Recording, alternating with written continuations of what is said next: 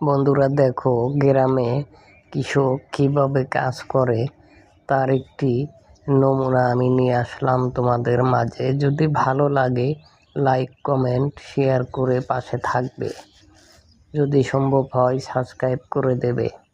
এই যে দেখো ঘাস কিভাবে পরিষ্কার করে। এই যে গ্রামের অনেক দৃশ্য তুলে ধরলাম, অনেক সুন্দর।